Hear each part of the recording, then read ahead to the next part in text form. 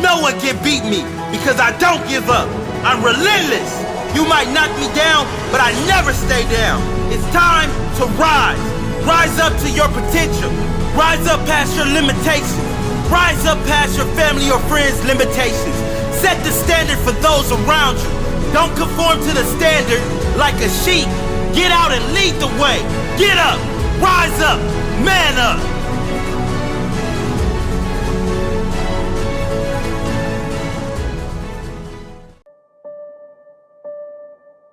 My college career was over.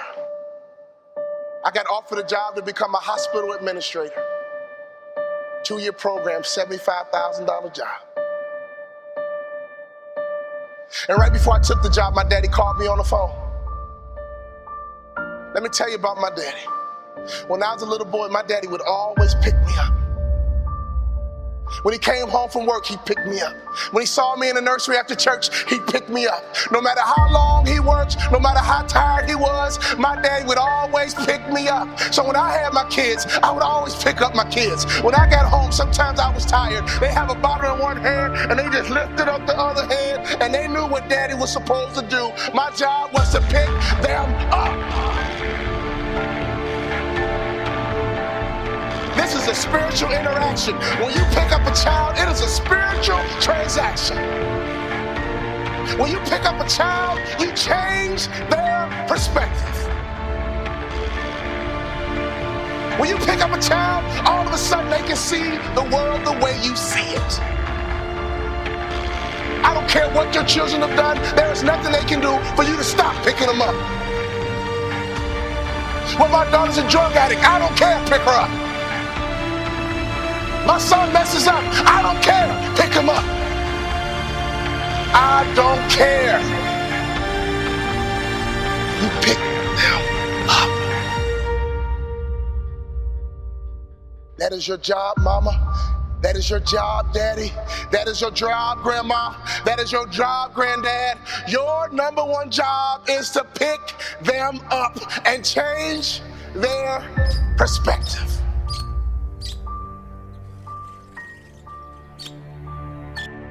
My saddest day, one day, my daddy looked at me and he said, boy, you too big. I can't pick you up anymore. But when he couldn't pick me up physically, he would pick me up emotionally. He would pick me up spiritually. I had a great dad because he would always pick me up. He would always change my perspective.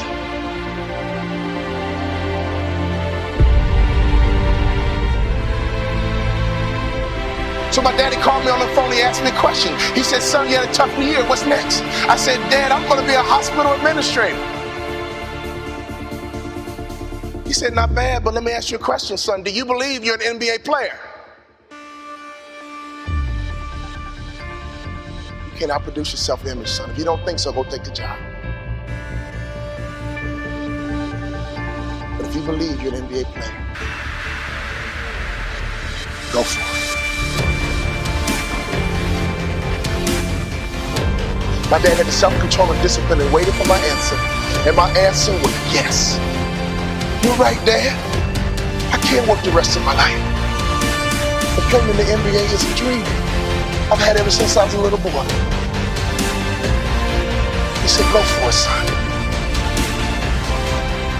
I limped back into my coach's office with a cast on my foot. Tears in my eyes. I said, Coach, what do I need to do to play in the NBA? He said, do 2 things you can play in the NBA. Lose 20 pounds and shoot a 3-point shot with range, you can play in the NBA. If you lose 20 pounds and shoot a 3-point shot with range, you can play in the NBA. I lost 20 pounds, and every day I would shoot 500 shots a day, every single day. I got invited to training camp with the Dallas Mavericks, and not only did I make the team, I became the first ever undrafted rookie free agent in the history of the Dallas Mavericks to start opening night. Could you imagine what was going through my mind? I had not started a basketball game since high school. I got to the arena, they dimmed the lights and they put the spotlight right on me. Right through the spotlight, I saw my mom, my dad, and all my brothers and sisters. Then I saw my dad. He just pumped my fist. pumped his fist. And tears streamed down my face. Thank you for all those timeouts.